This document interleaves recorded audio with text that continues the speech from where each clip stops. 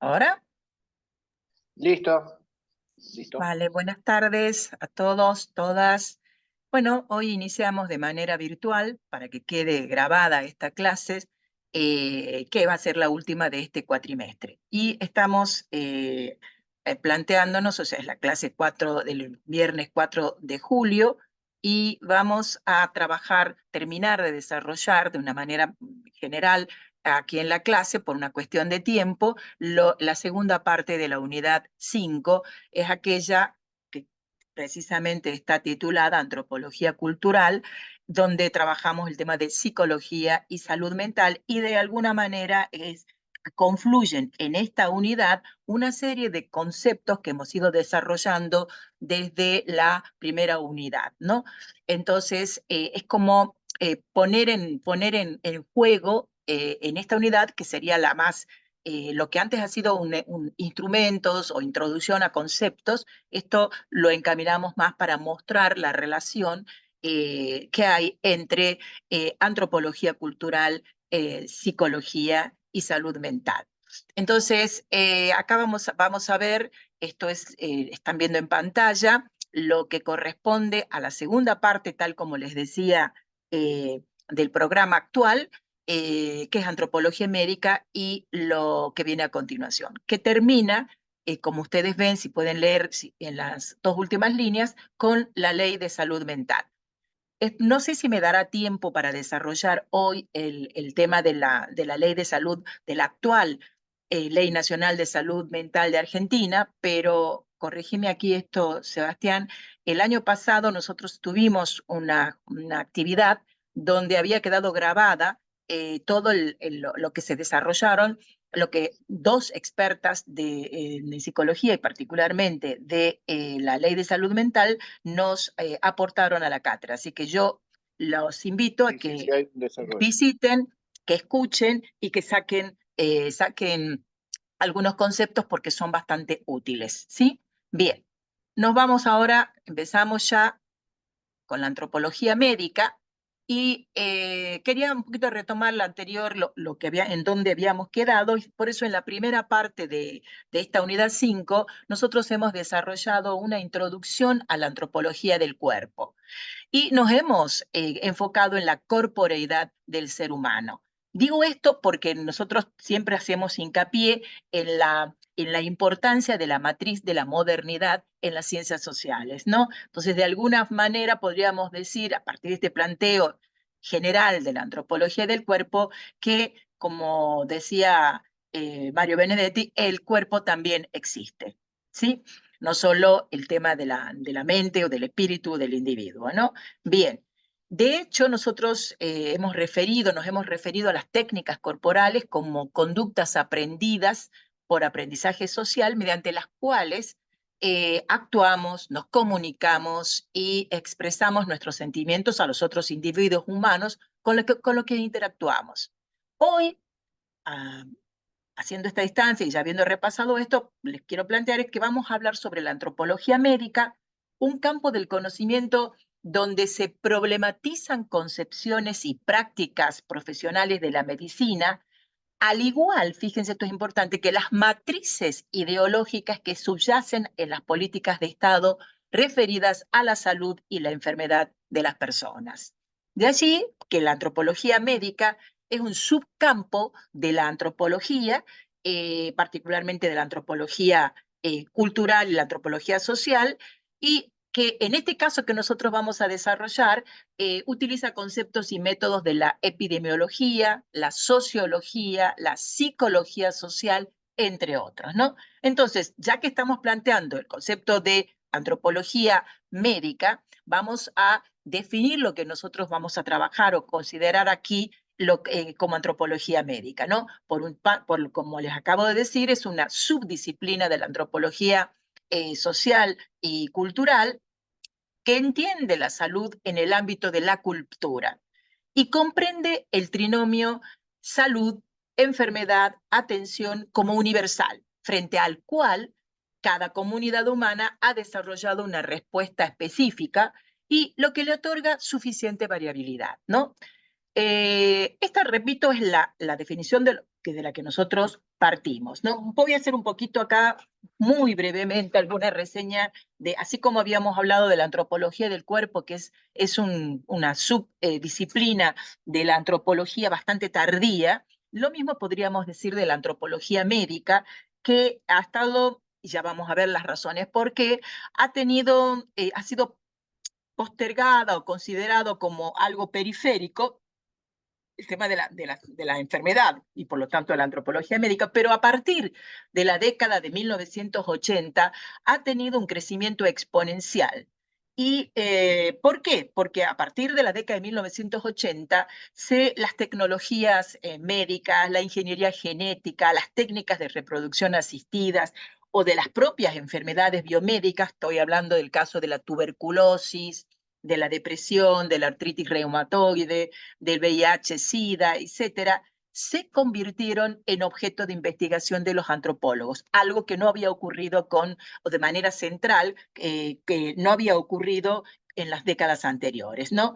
En este texto o en este desarrollo de la unidad, como ustedes verán en el programa y en la bibliografía, nos vamos a guiar particularmente por dos autores, los dos españoles, perdón, uno español, el otro es argentino, pero los dos son antropólogos. Uno es Ángel Martínez Hernáez, un antropólogo, repito, español, y el otro va a ser Eduardo Menéndez, que es un antropólogo, doctor en antropología cultural argentino, pero que vive hace muchísimos años, en realidad desde el año 1976, por razones políticas, en México. Y va y vuelve de México a Argentina, pero su residencia y sus trabajos están allí, ¿no?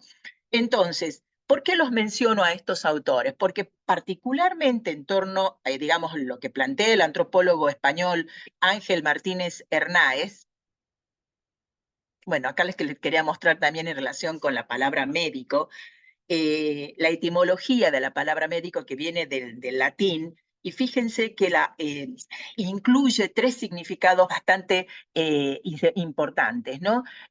Cuidar, meditar y remedio, ¿no? Entonces, esto, hasta etimológicamente, es interesante para entender el verdadero alcance o sentido de la medicina. Por eso podemos decir que un médico es alguien que medita, que cuida y remedia, ¿no? Esto solamente quería decirle. Bueno, en relación con el antropólogo español Ángel Martínez Hernáez, que es este señor que estamos viendo en la diapositiva, él plantea la necesidad de repensar la salud y la enfermedad desde un análisis, como venimos planteando nosotros, sociocultural y político de la enfermedad, incluida la enfermedad mental, y por supuesto los tratamientos médicos, ¿no? Entonces, ¿por qué plantea esto él? Y es parte de la explicación de por qué se incorpora tan tardíamente el tema de la medicina dentro de la perspectiva de análisis de la antropología cultural, ¿no? Y convirtiéndose en antropología médica, ¿no?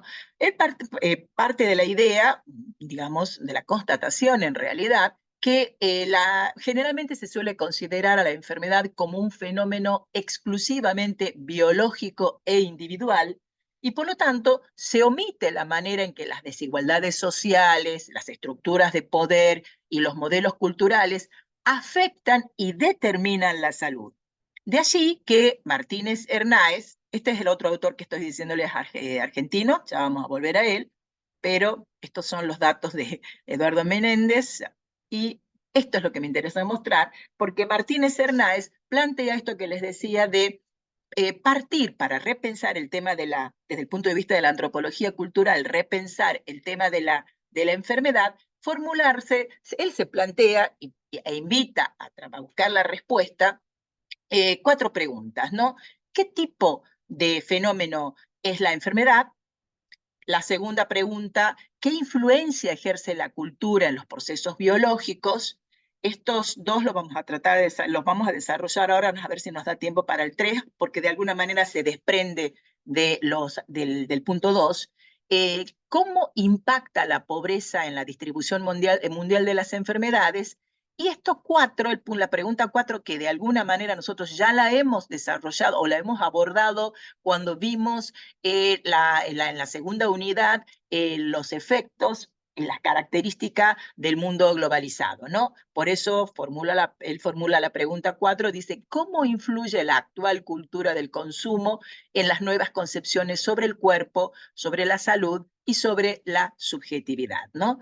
Entonces, vamos ahora a desarrollar y plantear la respuesta que da Martínez Hernáez a esta primera pregunta, que es esto que les digo, ¿qué tipo de fenómeno es la enfermedad? Entonces, para ello, para ver, decantar en qué vamos a entender o qué entiende la antropología que se desarrolló a partir de la década de 1990, que entiende por enfermedad, va a indagar, va a formular un desarrollo histórico de la antropología médica y de la manera, digamos, de las formas de preguntarse por la enfermedad y los sistemas médicos desde sus comienzos. Recuerden que la antropología, y particularmente la antropología cultural, pero la antropología surge en la tercera, digamos, en la tercera parte, al final del siglo XIX, se desarrolla en 1920, el siglo XX, perdón, hasta ahora, ¿no?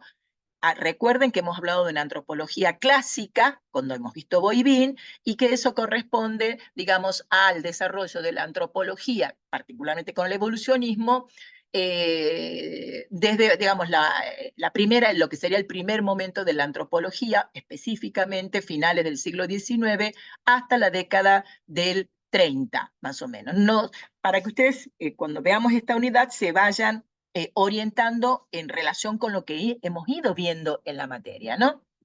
Bien, entonces, y él plantea, Martínez Hernáez, cómo el desarrollo de la antropología médica está atravesado, digamos, por una dicotomía entre ciencia y creencia, ¿no?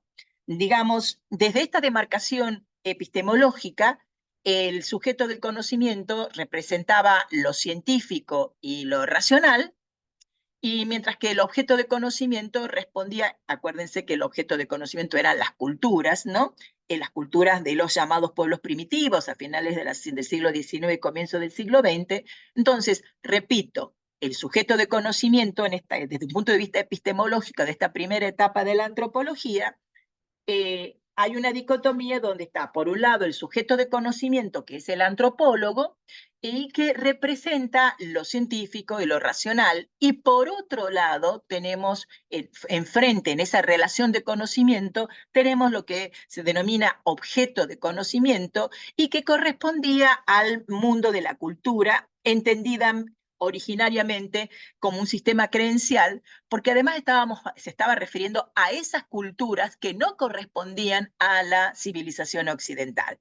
De modo que para trabajar en este tema, él propone 3 etapas, como les decía, o modelos o paradigmas sucesivos, ¿no? Por un lado, fíjense el modelo clásico, y ahí les he puesto evolucionismo, que domina particularmente, pero así es muy hegemónico, las décadas de 1920 y 1930, pero recuerden que nosotros cuando hicimos organizamos los 3 momentos, habíamos hablado del segundo momento, podríamos decir, que cuestionaban al evolucionismo. Acá estamos hablando, también le habíamos dicho en el desarrollo de la primera unidad que podíamos distinguirlo, pero no significaba que desaparecieran. Por ejemplo, en Estados Unidos particularmente, siguió durante bastante tiempo también este modelo del evolucionismo. Y por eso Martínez Hernáez lo pone como una primera etapa de un modelo clásico que cuando dice domina, estamos hablando de Estados Unidos, particularmente en la década de 1920 y 1930. Fíjense que el segundo modelo o paradigma es el modelo pragmático, que más o menos él lo sitúa en las décadas de 1940-1970. Y por último, el modelo crítico, que es el modelo que está todavía en desarrollo, que corresponde a todas las investigaciones o a gran parte de las investigaciones que se realizan, sobre todo a partir de la década de 1980, 1990 hasta la actualidad. Vamos con el modelo clásico. ¿Qué características podemos identificar en este modelo clásico que propone Martínez Hernáez, ¿no? Primero, como les decía, corresponde a la antropología clásica, la de los antropólogos evolucionistas, aquellos que consideraban. Esto es importante porque va a condicionar gran parte de lo que venimos viendo también de la enfermedad, según cómo se lo veía en esta concepción de la modernidad. Por un lado, la enfermedad es un fenómeno, es considerado un fenómeno estrictamente orgánico, biológico, por lo tanto forma parte de la naturaleza, no de la cultura. Recuerden ese dualismo que habíamos establecido a partir del siglo XVI, entre individuo-cuerpo. Bueno, acá está presente, todavía está presente, sigue presente, esta división donde el cuerpo se convertía, ¿se recuerdan que habíamos hablado de una máquina o con la noción de dispositivo, de mecanismo, y después se incorporaba la noción, digamos, de dispositivo en términos biológicos con el concepto de organismo? Bueno, estamos hablando de eso cuando decimos en este periodo que la enfermedad está considerada como un fenómeno estrictamente orgánico, biológico, y por lo tanto, como forma parte de la naturaleza y no de la cultura, no lo estudia la antropología, ¿no? Por eso, fíjense que en todos los desarrollos de los etnográficos, los informes etnográficos, y al igual que en las discusiones que se continuaban después de los informes etnográficos, la enfermedad como tal es un tema bastante marginal, o prácticamente marginal, en la antropología cultural. Otra de las características que tenemos que mencionar acá es que al ser, digamos, como el objeto de estudio de los antropólogos son las entonces llamadas sociedades primitivas, después les van a llamar indígenas, después les van a llamar aborígenes, pero que siguen caracterizadas como sociedades que tienen una tecnología sencilla, son tradicionales, son campesinas y particularmente precapitalistas, para diferenciarnos de las sociedades europeas, digamos, o anglosajonas. Cuando tenemos planteado el objeto de estudio de los antropólogos, esto es lo que les decía hace un rato, ese sujeto de conocimiento, repito, el antropólogo representa lo científico y lo racional, mientras que el objeto de conocimiento, vuelvo a insistir, respondía al mundo de la cultura, y eso, ¿cómo se lo caracteriza? Como un sistema creencial, es decir, de creencia, no de racionalidad, y por eso también se llama creencial o irracional, ¿no? De tal manera que lo que después se ha llamado etnomedicina, es decir, las prácticas de curación, las técnicas de curación de estos pueblos llamados primitivos, formaban parte de la mentalidad indígena, y que como tal, como formaba parte de la mentalidad indígena, que era irracional, estaba propensa o era propensa a la magia, a la religión, a la brujería, a la imprecisión y también al error. Es decir, que la medicina indígena estaba percibida como un sistema místico o irracional. Entonces, por eso les insisto en esta idea, como resultado, los sistemas terapéuticos, es decir, los procesos de curación aborígenes, fueron ocultados e incluidos dentro del universo primitivo de las creencias, la magia y la religión.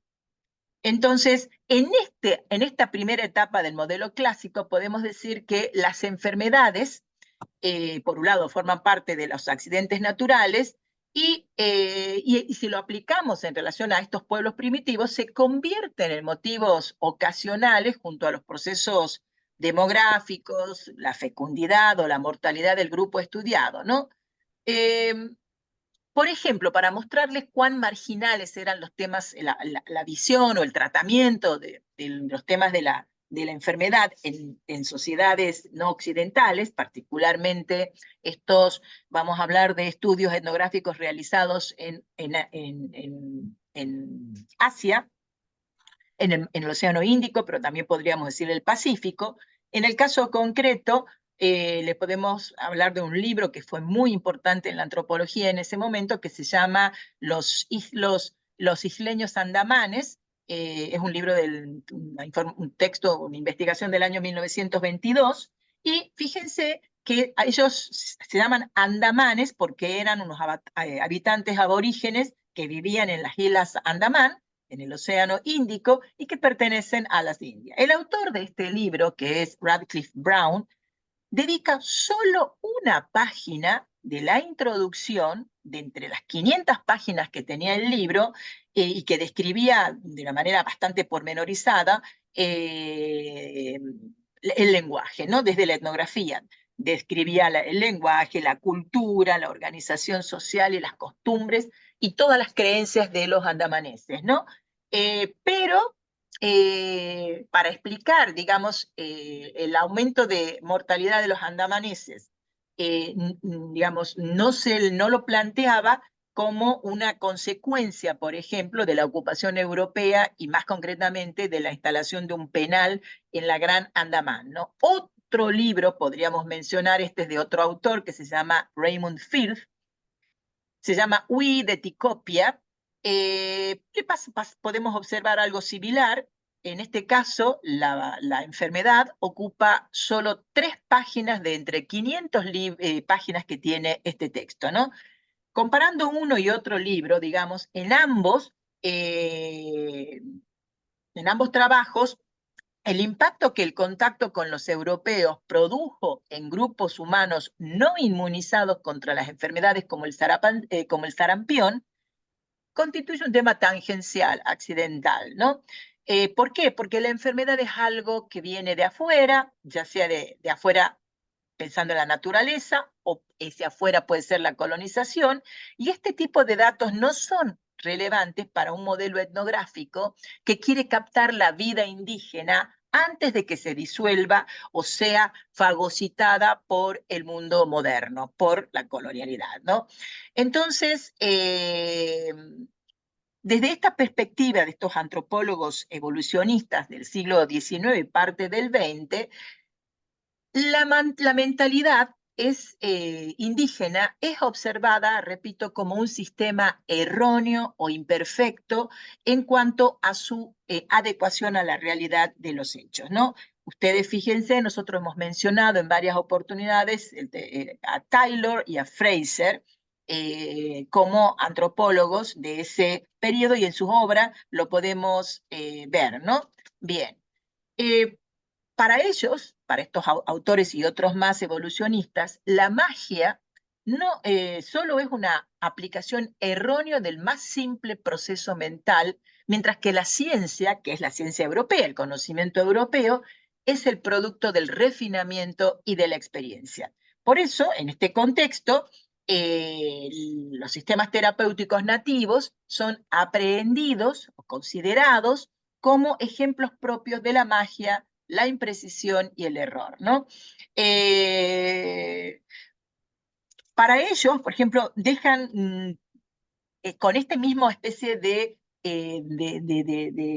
anteojeras para ver lo que eran las prácticas curativas de los pueblos llamados primitivos, la existencia de remedios y de prácticas naturalistas en los sistemas médicos indígenas, por ejemplo, el uso de hierbas medicinales o el masaje, están regidos principalmente por creencias mágicas y religiosas. Y por lo tanto, como son mágicas y religiosas, estas creencias son falsas y por lo tanto también afectan a las concepciones etiológicas, o sea, las causas de las enfermedades y terapéuticas de las enfermedades, y por eso las desestiman, ¿no? Bien. Entonces, si bien esto es lo hegemónico, hay un autor, recuerden que ya lo hemos mencionado, y que se diferencia de los evolucionistas como Malinowski, que él objeta de alguna manera esta perspectiva o refuta la afirmación evolucionista de que la mentalidad primitiva carece de racionalidad. O sea, acuérdense esa, la racionalidad de parte de los antropólogos para los evolucionistas y la irracionalidad para parte de las culturas que estudiaban los antropólogos europeos. Y él refuta esta idea porque, o sea, refuta la idea de que la mentalidad primitiva carece de racionalidad, porque dice, toda comunidad primitiva tiene una inmensa cantidad de saber que está basado en la experiencia y que también está conformado por la razón. Entonces, él se plantea como un contraste, ¿cómo puede ser que los primitivos demuestran una gran destreza, los llamados primitivos, una gran destreza en la pesca, en el arte, que son técnicas, en el arte de la navegación y en el cultivo de la tierra, a la vez que hacen ensalmos mágicos para asegurarse el bienestar y la prosperidad de sus huertos y construcciones? Pero él plantea, pero eso, dice, no significa que los aborígenes atribuyen buen resultado a la magia. Dice, los resultados, los recursos mágicos son intentos de conjurar lo impredecible y lo adverso que no se contradicen con la técnica y el conocimiento empírico y racional. Entonces, como también plantea, como de una manera no muy clara, pero es interesante esa perspectiva que él abre, que dice que, y donde añade algo más, plantea la racionalidad de las sociedades primitivas, se evidencia también, se pone en manifiesto también en las instituciones como la ley, el gobierno, la religión. ¿Sí? Bueno, ahí cerramos esta primera etapa para mostrar por qué la enfermedad no forma parte de los estudios de la antropología cultural y social en las etapas que estamos viendo. Pasamos a una segunda, que es el modelo pragmático que se desarrolla entre las décadas de 1940 y 1970. Piensen que en 1940 estamos en la Segunda Guerra Mundial, que va a terminar en el 1945. Cuando hablamos acá de década del 40 y pensamos en una primera parte, tenemos que analizar sobre todo desarrollos que se han realizado en México o en otras sociedades, más bien el suelo latinoamericano, ¿no? Después de la Segunda Guerra Mundial, después del 46, con la configuración de organismos internacionales, se lo va a realizar en otras partes del mundo. ¿Por qué digo esto? Porque hasta el 45, tanto África como parte de Asia era territorio de guerra, ¿no? Entonces, en esta segunda etapa, se llama pragmático porque está relacionado con el desarrollo de una antropología aplicada a los programas de salud en los países de desarrollo, o pobres, podríamos decir, países en desarrollo es un eufemismo para hablar de los países empobrecidos o pobres, y también a algunas problemáticas sociosanitarias de los países del capitalismo avanzado. Por ejemplo, la institucionalización de los enfermos mentales, o también podríamos hablar del alcoholismo, ¿no? En este modelo o etapa o matriz sigue estando la separación entre ciencia y creencia, pero tiene una pequeña transformación porque empieza a plantearse como medicina versus cultura. Cuando estamos hablando de medicina, estamos hablando de la biomedicina o la llamada medicina científica, ¿no? Entonces, vamos a ver por un lado, este ropaje nuevo de esta dicotomía. Antes era, recuérdense, conocimiento-creencia. Acá vamos a hablar, por lo tanto, ciencia y racionalidad. Aquí estamos hablando de medicina versus cultura. En la década de 1940 y 1950, repito este concepto importante, que se vuelven bastante importantes los programas de salud pública en países, como ya les decía, no industrializados, bajo los auspicios, digamos, de fundaciones internacionales, por ejemplo, la Fundación Rockefeller, pero también en organizaciones internacionales como la OMS, o sea, estoy hablando de la Organización Mundial de la Salud, ¿no? Estas primeras campañas internacionales de salud pública habían fracasado por unas razones muy sencillas. Era que no podían, o sea, todas estas campañas estaban hechas desde, digamos, del mundo occidental científico, pero fracasaban cuando iban a los territorios a trabajar con el tema de las vacunaciones, por ejemplo, o con un tema de alimentos, fracasaban en la implementación, ¿sí? ¿Por qué fracasaban? No por la falta de sensibilidad ante las concepciones culturales y las prácticas médicas de las llamadas sociedades autóctonas, ¿no? Entonces se volvía cada vez más necesario conocer previamente el conjunto de prácticas y conocimientos locales para el desarrollo de esos programas de vacunación o de higiene, ¿no? Por eso es que ahí empiezan a participar, se los incorpora a los antropólogos como agentes de desarrollo que tienen la tarea de traducir, de ser como traductores entre los médicos, los profesionales de la salud y la población, los médicos de la biomedicina y la población indígena, ¿no?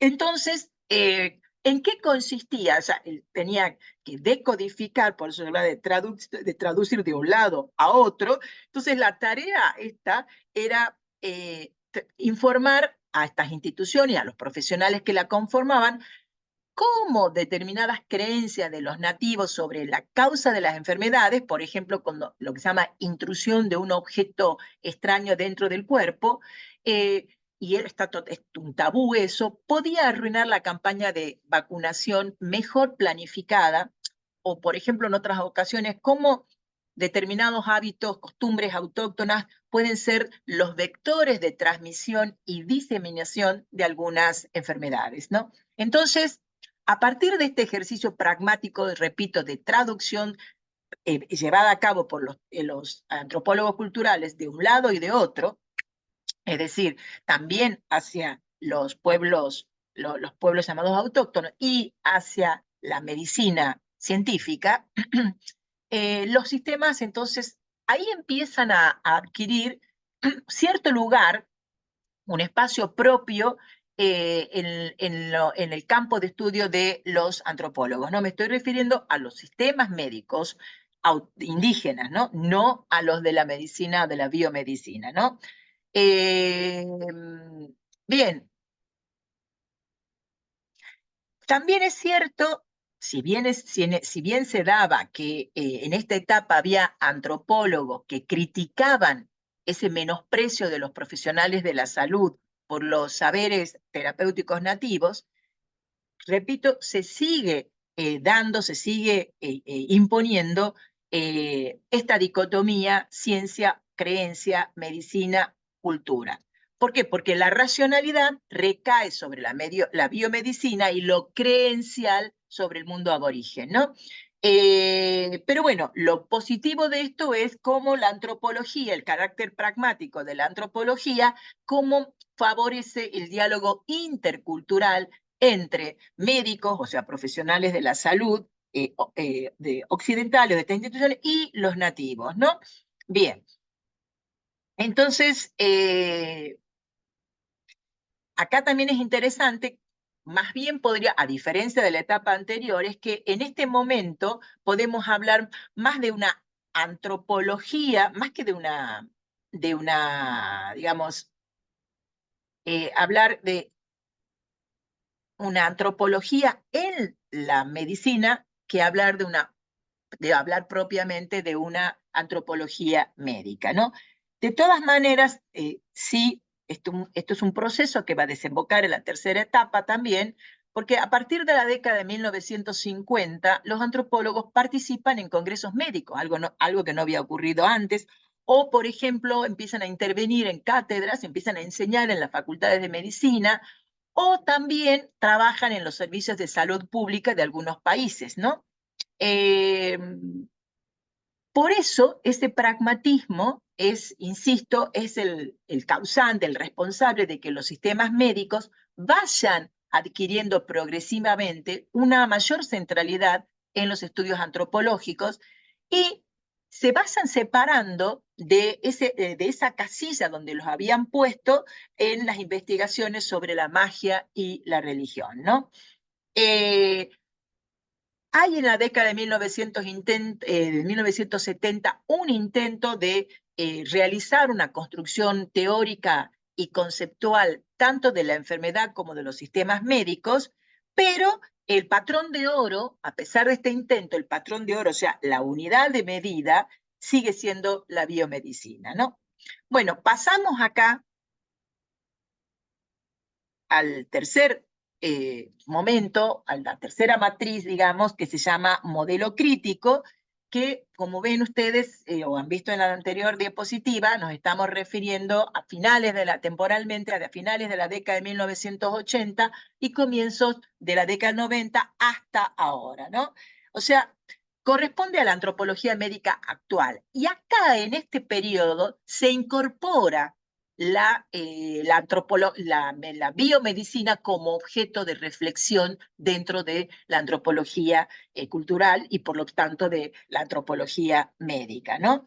¿Por qué? Porque se empieza a deconstruir, es decir, se empieza a analizar y separar elementos de preconceptos que hay y volver a armar un nuevo concepto de enfermedad. Esto es, deconstruyen, por sobre la palabra deconstruir, los límites entre ciencia y creencia, y por eso se empieza a diluir, de alguna manera, ese límite que había entre como antagónicos, como opuestos, entre biomedicina y cultura. Y como consecuencia, la biomedicina y la ciencia se convierten en objeto de estudio de los antropólogos, como un sistema más, un sistema terapéutico más, ¿no? ¿Por qué? Porque los antropólogos, entre otras cosas, los antropólogos de ese momento advierten, observan lo creencial, las creencias que hay también en el espacio de lo racional. O sea, en el campo de la medicina, porque también se empieza a hablar de plantear que la biomedicina y la ciencia en general son también productos de la vida social y de la imaginación cultural, ¿no?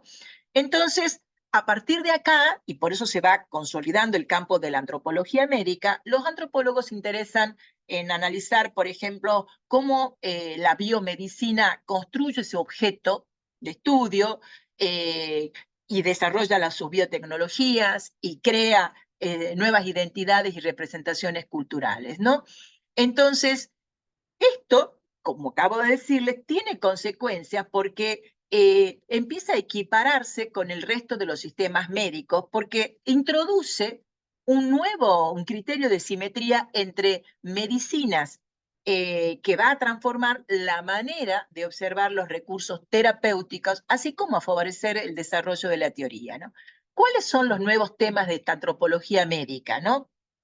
Por supuesto, va a ser la enfermedad y la atención médica, va a estudiar el tema de las instituciones médicas, sobre todo para debatir problemas que son muy importantes y que lo ha hecho la filosofía también, la epistemología también, en temas como si la ciencia es un producto colectivo, es un producto social, entonces tenemos que analizar en las propias, digamos, comunidades científicas y en las ciencias, algo que hasta ese momento había pasado inadvertido porque se suponía que así como la ciencia era racional, que digamos a través del método experimental y de los diferentes métodos cuantitativo y cualitativo era objetiva, neutral, empiezan a surgir los elementos de la subjetividad y entre todos, sobre todo, perdón, el tema del poder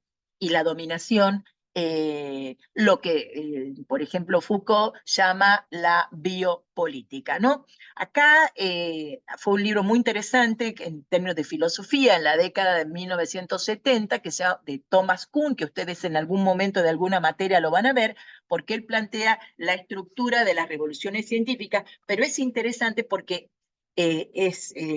plantea una sociología de las ciencias, que no era la primera vez, pero tiene mucha recepción en el campo internacional de la filosofía. En la dirección de que le estoy hablando, de esto del tema del poder, de la dominación, también el tema del cuerpo empieza, por eso lo hemos mencionado en la primera etapa en la primera parte de esta unidad, cuando más o menos hemos introducido el tema del cuerpo, antropología del cuerpo, bueno, también está vinculado con estos desarrollos y cuando está hablando de los cuerpos y las terapias, también empiezan a plantearse las relaciones de desigualdad y de género con planteos, con perspectivas feministas, ¿no? Y bueno, y también algo muy interesante, que ya lo habíamos planteado nosotros cuando hablamos de familia, qué era la familia, si era una unidad biológica, como se planteaba, o sea, padres, una pareja, un matrimonio y descendencia directa. Bueno, y acuérdense los modelos o las diferentes instancias de familias que se han ido consolidando y sobre todo normalizando a partir de un aparato jurídico en la mayoría de los países. También se aplica esto de que las nuevas biotecnologías y sus posibilidades, ya sean reales o imaginadas, en el diseño y en la recodificación de la vida han abierto también nuevas fronteras entre lo que decía, en esa especie de dicotomía que aún hoy sigue, pero con bastante matices, esa dicotomía entre naturaleza y cultura.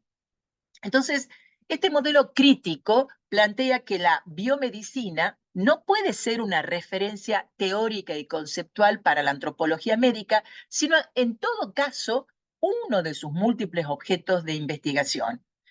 Eh, y fíjense cómo cambia la perspectiva, porque desde esto que les estoy diciendo, dicen, bueno, la biomedicina también puede ser observada como una etnomedicina y la psiquiatría puede ser observada, considerada también como una etnopsiquiatría, ¿no?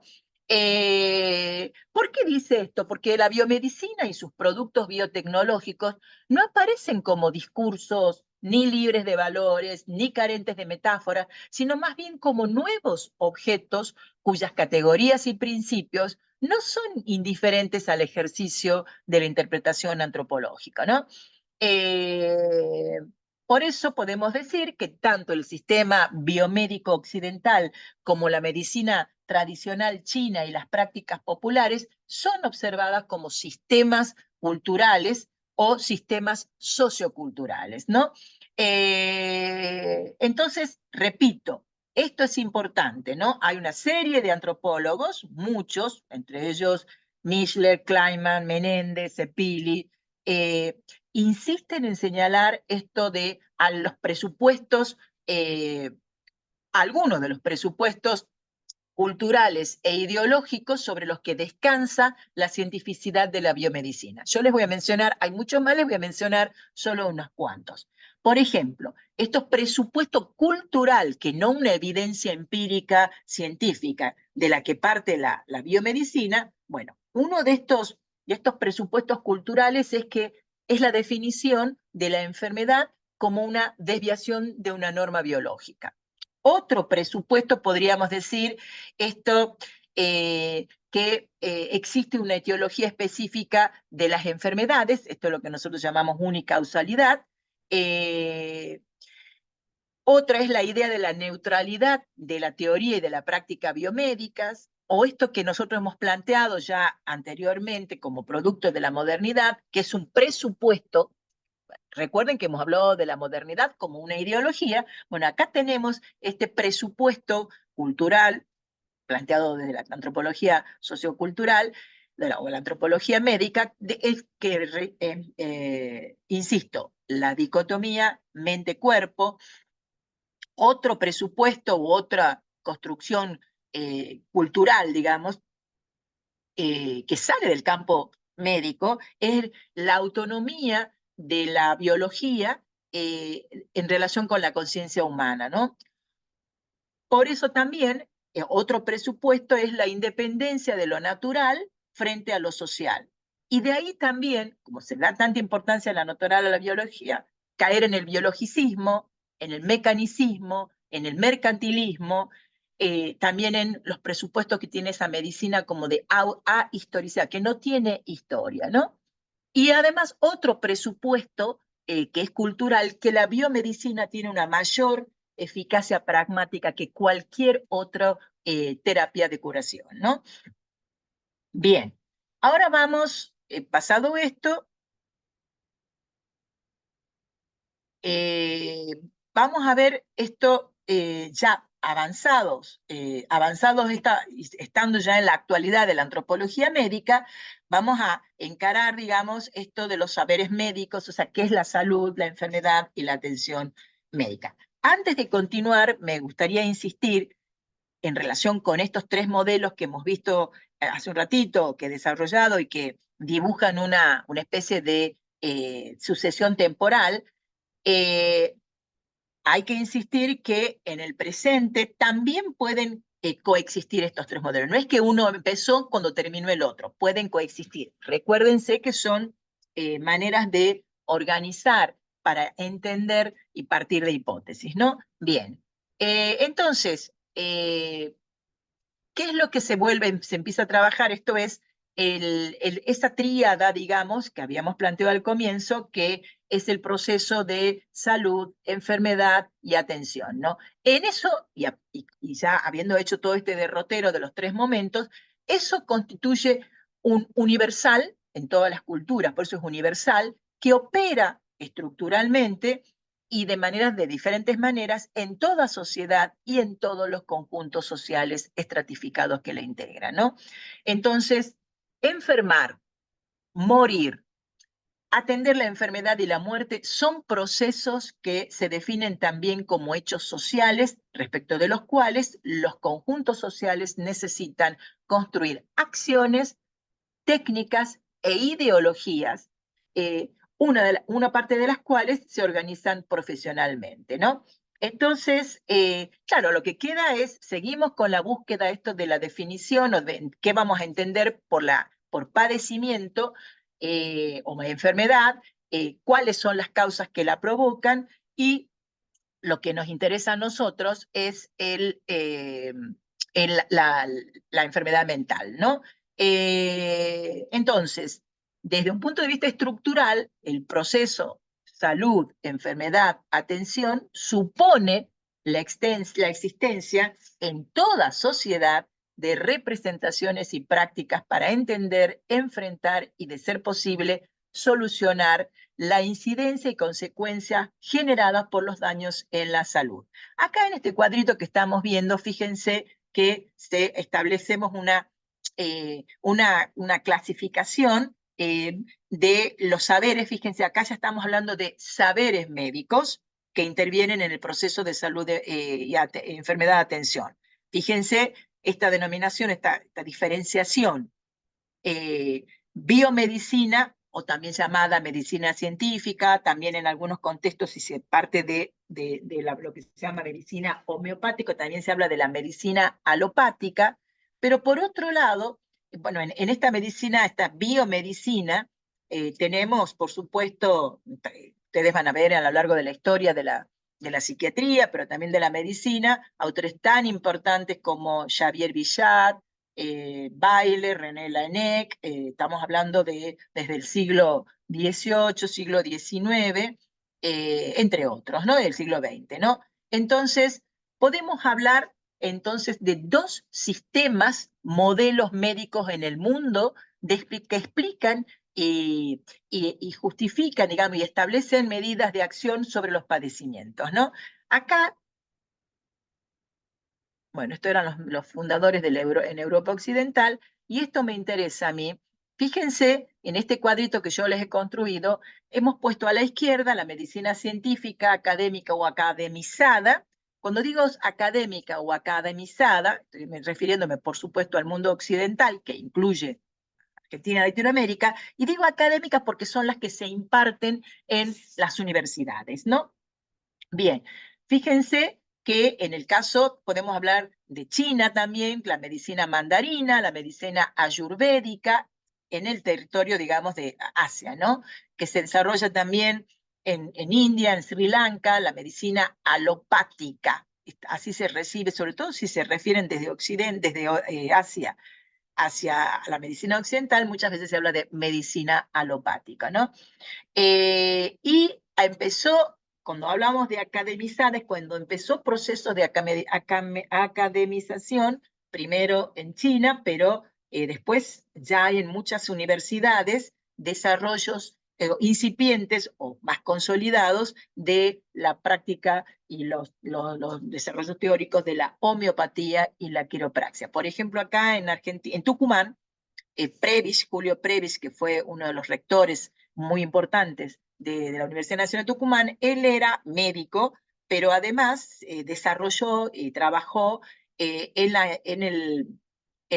la difusión de la homeopatía en Tucumán. y realmente tuvo discípulos muy interesantes, ¿no?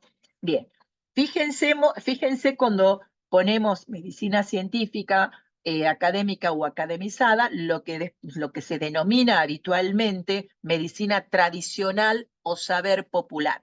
Ya vamos a ver que dentro de un ratito, como en el caso de Eduardo Menéndez, este antropólogo cultural argentino que les mencionaba hace un rato, él va a preferir, dice, no me gusta, pero no por un tema de gusto o disgusto, sino justifica que él recomienda que en lugar de hablar de medicina tradicional, hablemos de saber, de medicina popular, y vamos a ver las razones. Bueno, cuando queremos mencionar ejemplos de esta medicina o saber popular médico, vemos que tenemos el curanderismo, la herbolaria. ¿Qué vamos a entender por herbolaria, no? Es algo, digamos, está muy asociada a la fitoterapia. La fitoterapia es el uso de las plantas para prevenir, para aliviar o curar enfermedades y cualquier otro trastorno de la enfermedad, ¿no? Se trata de una terapia natural que, por supuesto, recurre a los vegetales, a las plantas, para darle bienestar al paciente, ¿no? En México, por ejemplo, si estamos hablando, en la India también, y en América también, en Argentina, si queremos ver, pero con mucho desarrollo, mayor desarrollo, se lo puede observar en la herbolaria mexicana, ¿no? Y que está muy consolidada desde hace siglos en los diferentes pueblos, en las etnias que constituyen ese mosaico cultural que es México, y que se ha convertido en una práctica común en ese país, ¿no?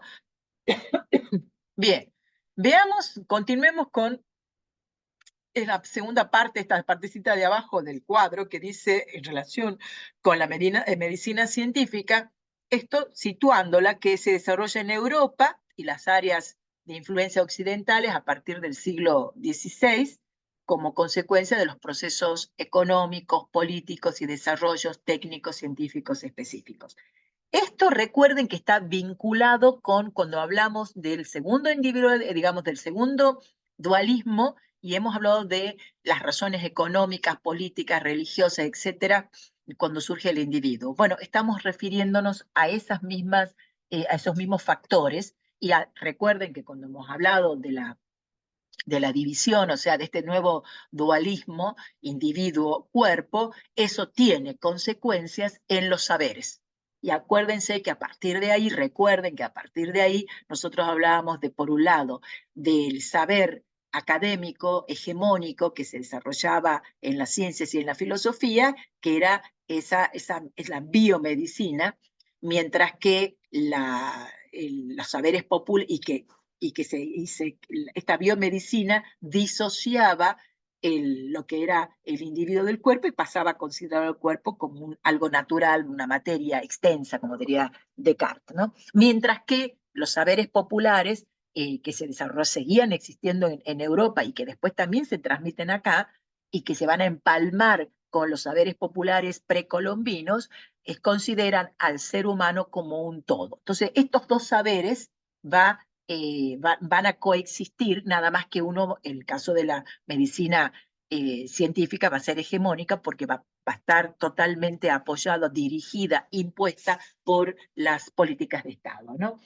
Entre otras cosas, en la institución de las universidades. Fíjense, en el caso del saber popular, cómo es en términos de situarlas. Dice, se desarrollan con anterioridad al siglo XVI por los amerindios, si lo estamos pensando en América, y fíjense, después de la llegada de los españoles se convierte en una síntesis de representaciones prácticas generadas por los grupos de amerindios que traían su propio saber, pero también ese saber que traían los europeos una vez que han conquistado, ¿no?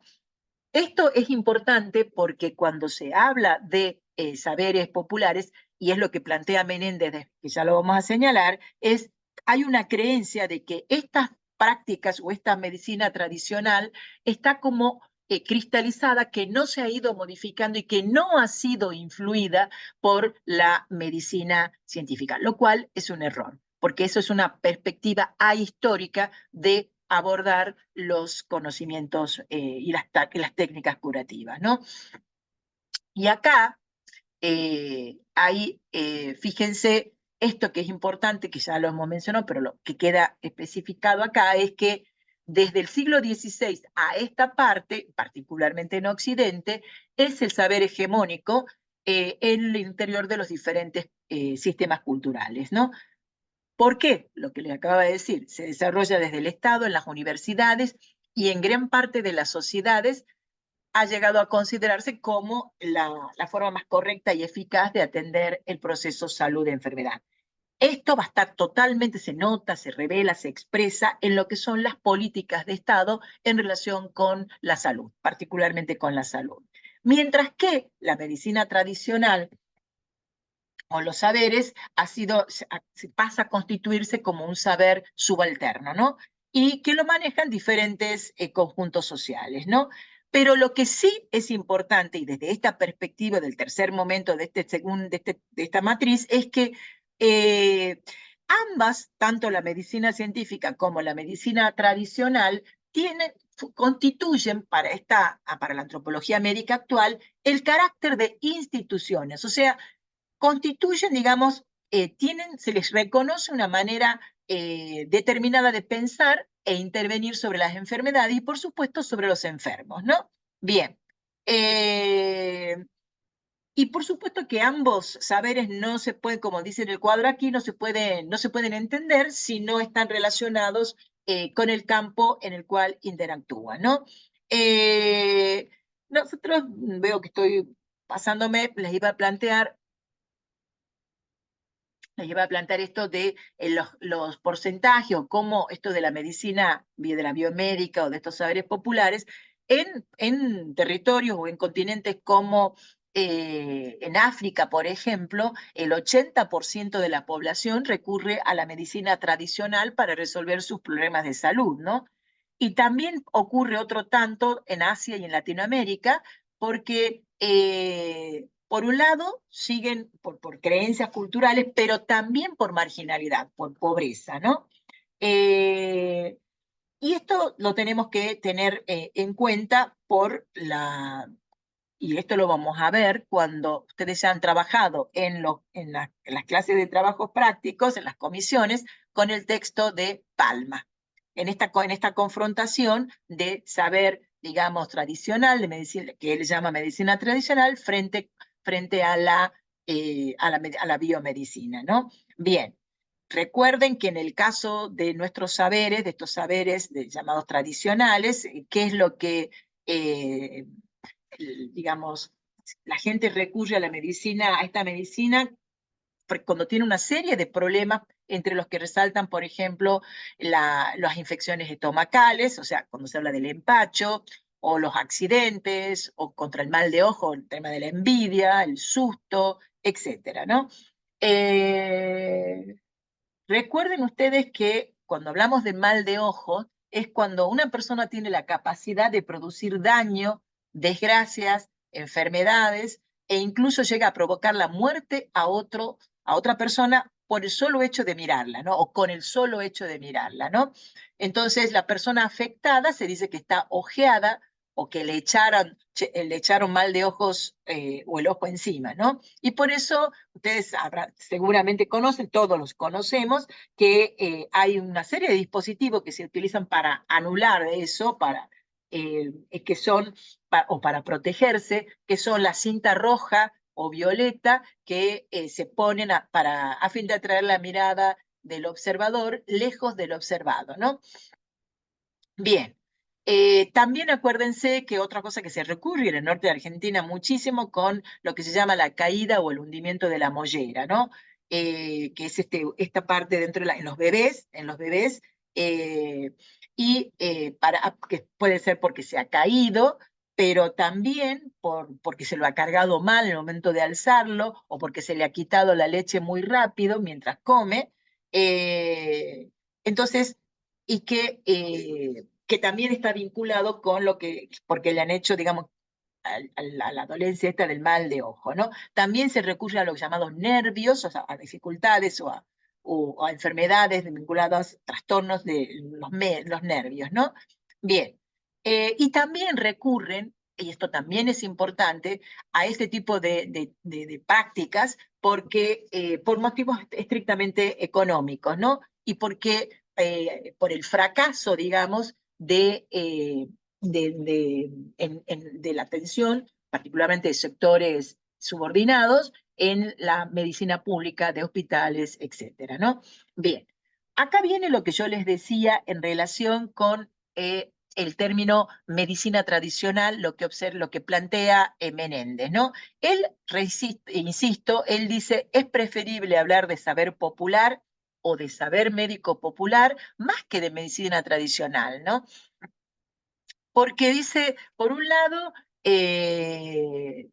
tanto el proceso de salud, enfermedad, atención, o sea, ese proceso, al igual que las significaciones, se ha desarrollado dentro de un proceso histórico en el cual se construyen las causales específicas de los padecimientos, las formas de atención y los sistemas ideológicos, o sea, los significados respecto de los mismos, ¿no? Y además es interesante porque dice, el proceso histórico del que está hablando él está caracterizado por las relaciones de hegemonía y de subalternidad que opera también entre los sectores sociales y que entran en relación en una sociedad determinada y por lo tanto están incluidos esa subordinación en los saberes técnicos, ¿no? Y por otro lado, plantea esto de hablar de medicina popular, porque los sistemas médicos hegemónicos, la biomedicina, no han conducido a la anulación o la erradicación total de todas las prácticas y representaciones existentes y que han sido manejados, digamos, por los diferentes conjuntos sociales. Pero sí, digamos, sí contribuyeron a modificarla, esto es lo que les decía, y repito, a establecer, a ver una interacción entre saber hegemónico y saber subalterno, ¿no? Bien. Básicamente, a ver, ¿qué otra cosa? Bien, acá, bueno, él insiste también en que tanto los saberes, hay una interpenetración, una porosidad en algunos aspectos, por eso, porque prefiere la denominación que él propone, entre la llamada medicina tradicional y la biomedicina, porque hay una modificación de ambos, ¿no? No son estáticas, no están cristalizados, ¿no? Y por otro lado, cuando se habla de tradicional, le dice, ¿a qué llamamos tradicional? A un grupo étnico, o sea, los llamados antes aborígenes, que han tenido muchos cambios. Tradicional, ¿a qué sector de la población, particularmente de las poblaciones de América Latina, ¿no? Bien. Por otro lado, bueno, vamos a plantear otro punto de vista, a ver acá, esto ya hemos dicho, este punto de qué influencia ejerce la cultura en los procesos biológicos, ¿no? Entonces, acá vamos a referirnos brevemente, a mencionar brevemente dos textos tratando de responder a esa pregunta que se había formulado Martínez Hernández, ¿qué influencia ejerce la cultura en los procesos biológicos? ¿No? Acá estamos hablando entonces de antropología cultural y psicología, pero los textos que nos vamos a referir de una manera general para que se entienda el desarrollo es el que está en el programa y en el aula virtual, es el texto de José Luis Martí Tusquets y Miguel Murcia Grau, que se llama, es un capítulo, dos capítulos, Enfermedad mental y entorno urbanos, un texto del año 1988, y otro texto de otro español, nada más que también un exiliado español que murió hace poquito, en el año 2017, si no me equivoco, que se llamaba Claudio Esteva Fabregat, que el texto se llama Cultura, Sociedad y Personalidad. Vamos por lo de Tusquets, ¿no? ¿Qué plantea Tusquet? Tusquet, por un lado, él va a desarrollar lo que se llama psiquiatría social, ¿no? Fíjense esto, ¿no? Donde la plantea como una disciplina tanto médica como psicosocial. ¿Por qué dice? Porque dice, el hecho de que los seres humanos somos seres sociales indica también que vivimos organizados en torno a espacios. Y estos espacios en un principio fueron sobre solo los espacios urbanos, las ciudades, pero después también se incorporaron las poblaciones rurales, ¿no? Recuerden ese fenómeno de urbanización del planeta que nosotros hemos mencionado particularmente a partir de la década de 1970, ¿no? Entonces, ¿qué plantea Martí Tusquet y García, digamos, Murcia Grau? Dice, el hecho de que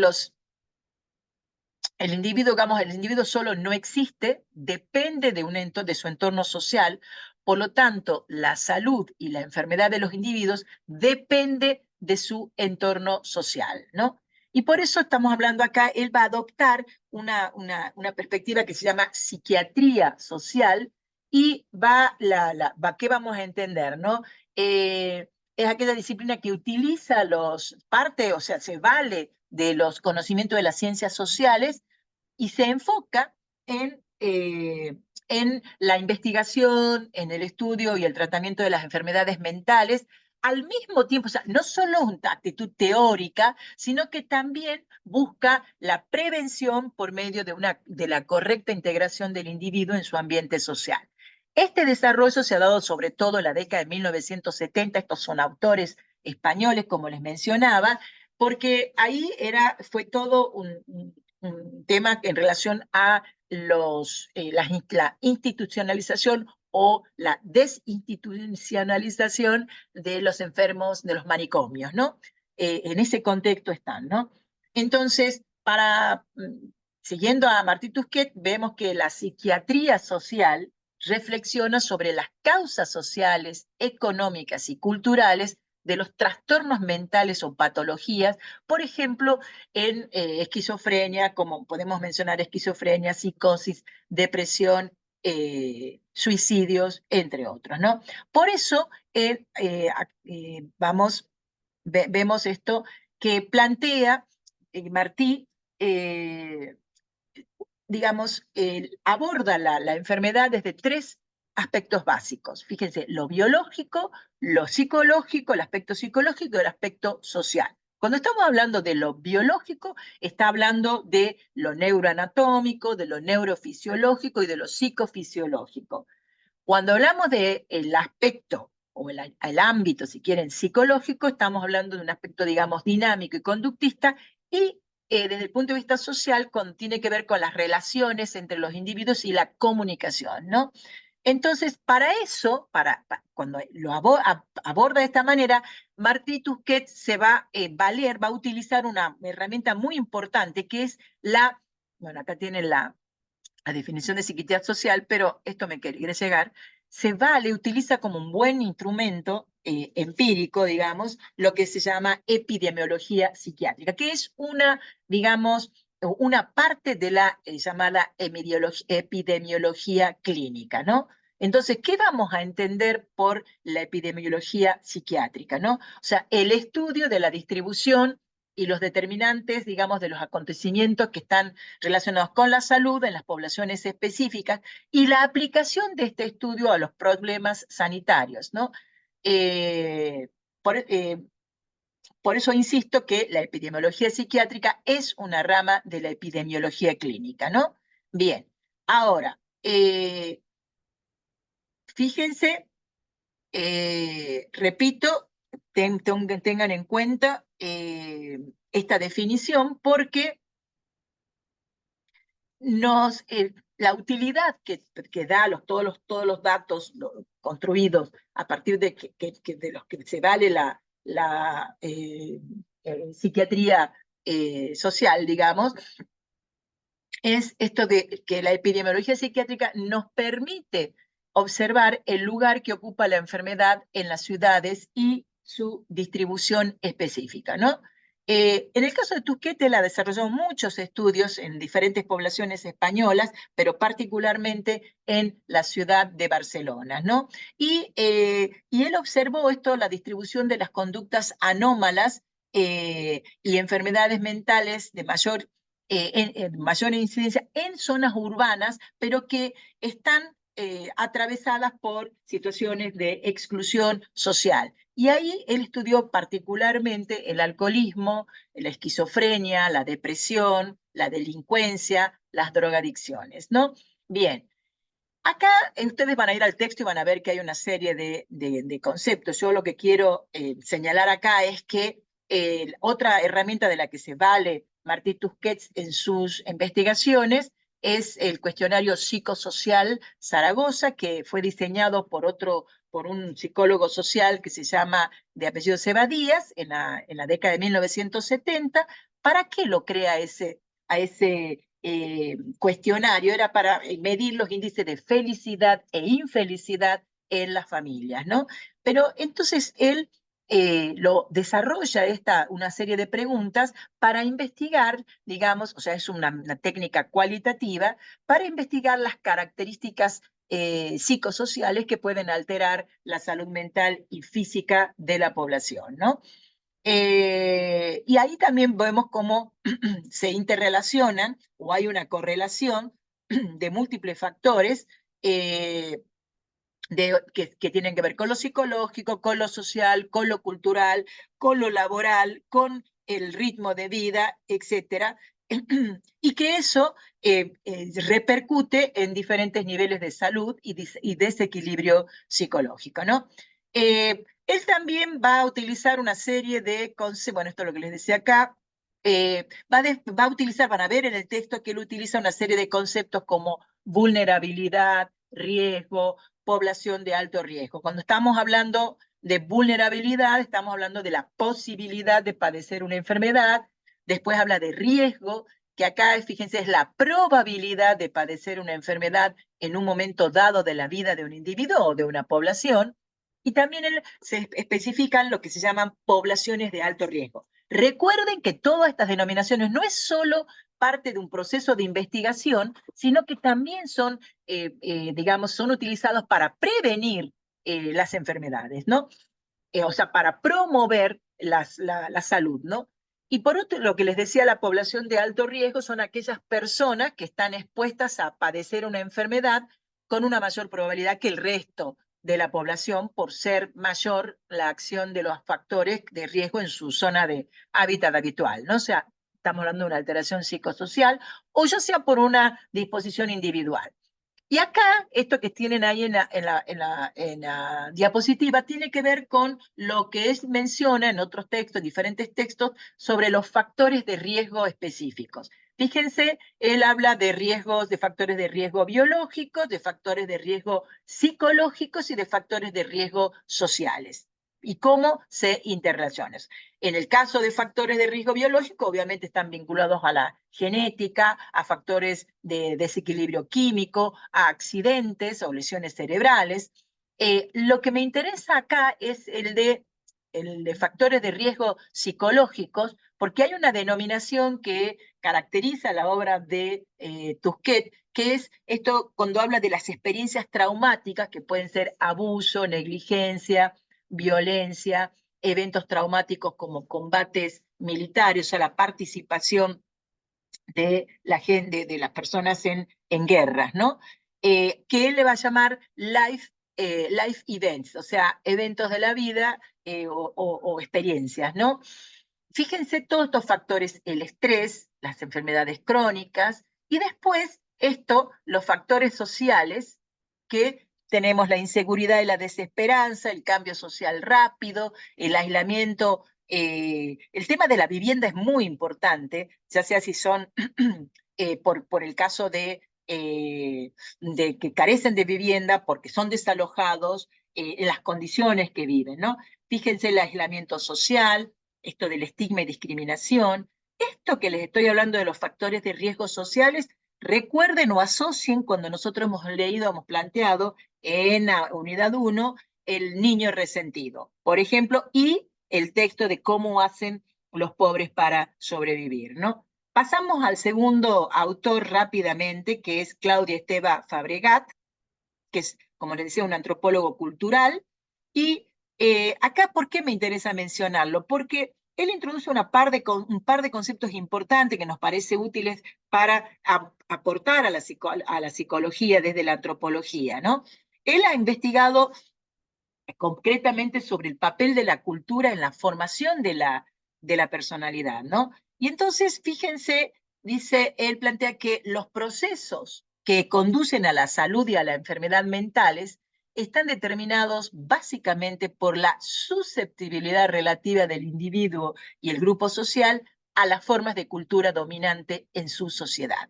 O sea que, siguiendo a Fabregat, podemos decir que particularmente la antropología y el psicoanálisis culturalista, han identificado lo siguiente: no solo la clase de socialización idealmente deseable, sino también que ha identificado el grado de satisfacción y frustración que, con arreglo a valores de cada sociedad, es capaz de producir en el individuo y en el grupo social, ¿no?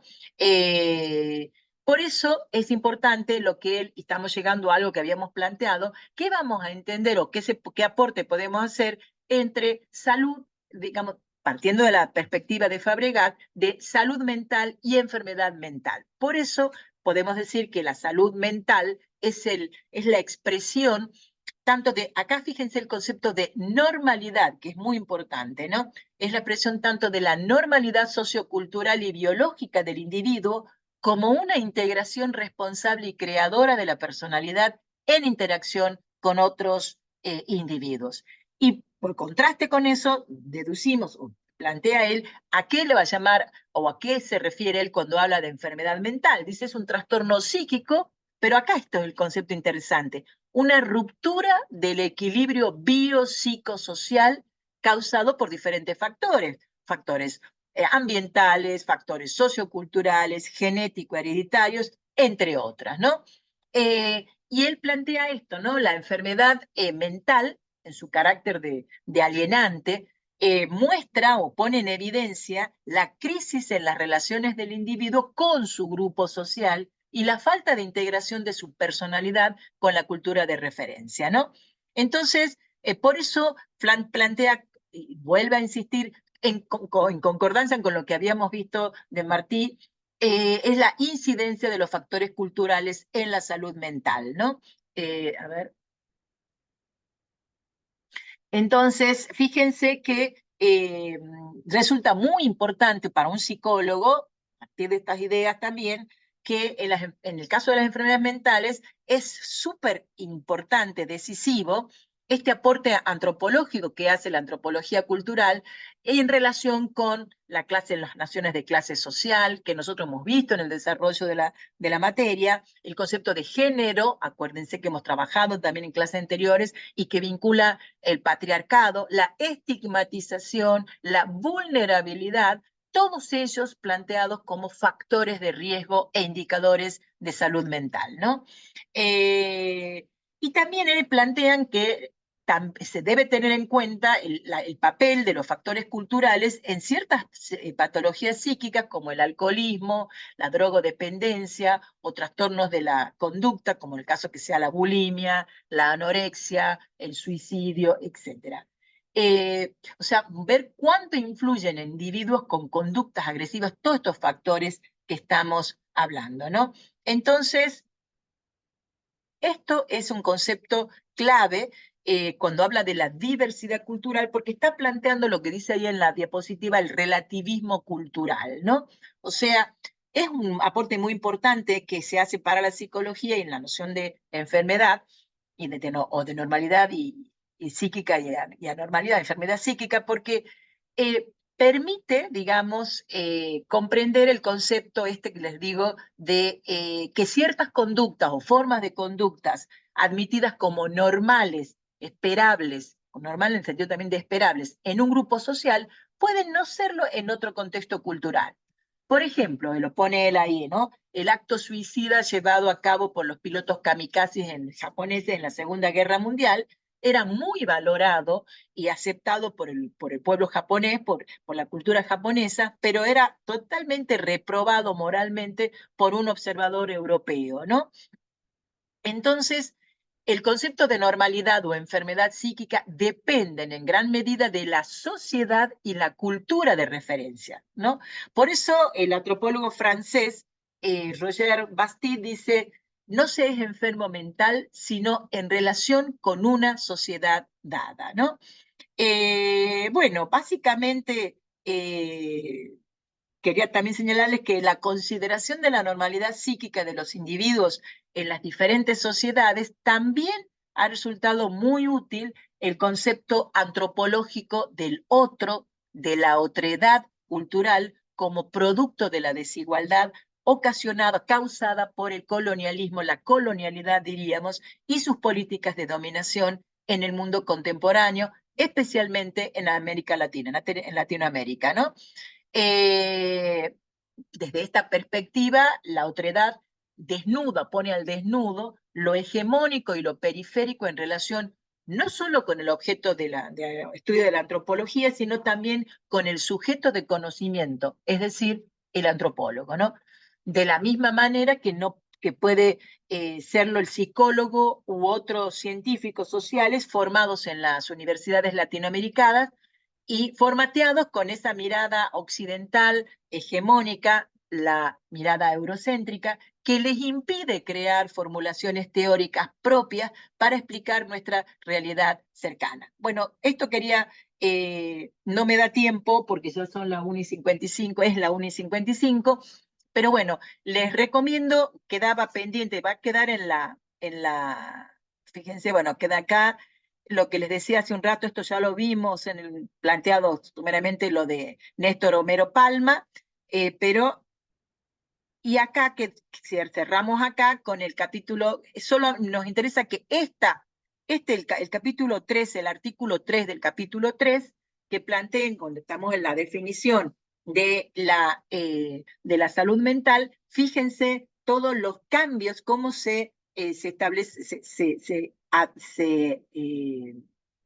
vehiculizan, se incorporan todos estos cambios que hemos ido desarrollando a lo largo del programa de esta materia, ¿no? Entonces, ¿qué es lo que cabe aquí? Estudien, lean este texto, este texto del artículo 3 y traten de asociarlo y de relacionarlo con lo que hemos desarrollado en clase.